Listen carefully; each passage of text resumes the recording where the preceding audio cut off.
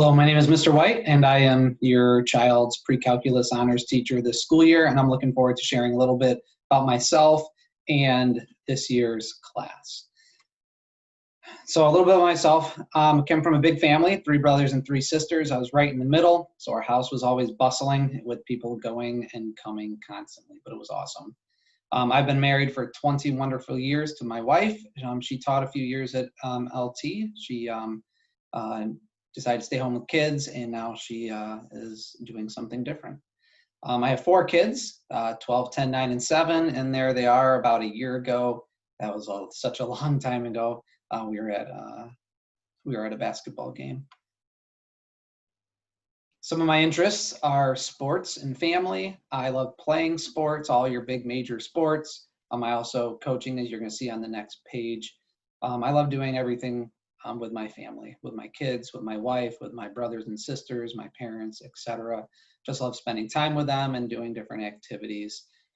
And we're all pretty close, and I'm very thankful for that. Coaching, I've coached boys and girls soccer at LT and at my previous school. I did JV girls for years and sophomore boys for many years as well. I was coaching when LT boys won their state title. That seems like a while ago as well. But loved my time. Softball, not at LT, but I coached softball at Gurry and Park Junior High with my wife and my father-in-law. I also did Scholastic Bowl at Morton, so I've been very involved in different things right now with my kids, just activities increasing and getting them from after school to their different destinations. I unfortunately had to stop coaching right now, but hopefully I'll be able to get back into that sometime.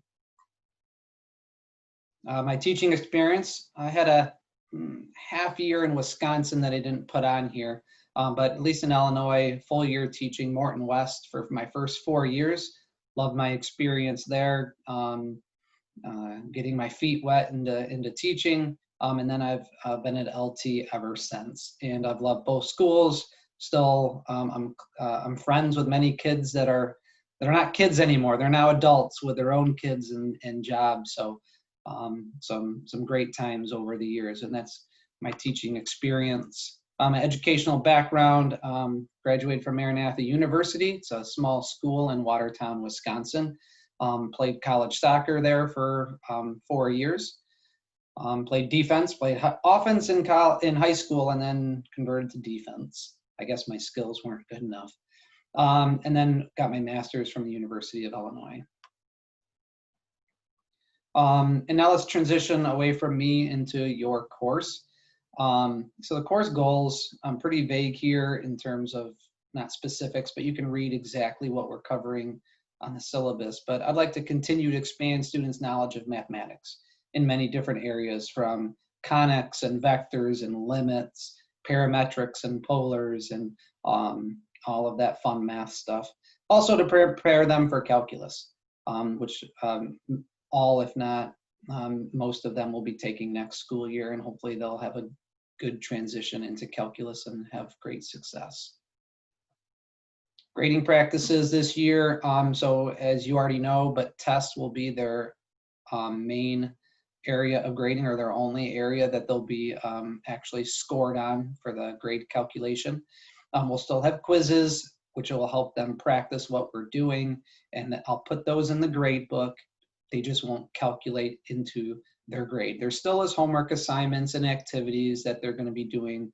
You won't see those in the grade book. You can ask your child, how they're doing homework wise, but I'll put the quizzes in there for you to see them.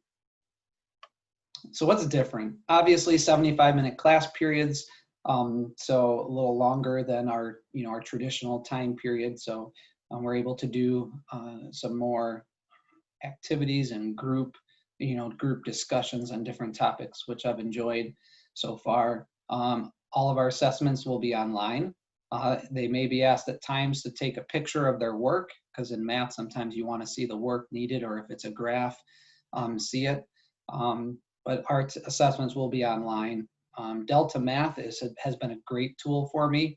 A lot of times, you get stuck on something and you don't have anybody at home, or you can't really contact your teacher in the evening. Like about Delta Math, when I do an assignment, is that there's like a video that they can watch for the question to go through an example of how to do it. So I've enjoyed that. So that's been different.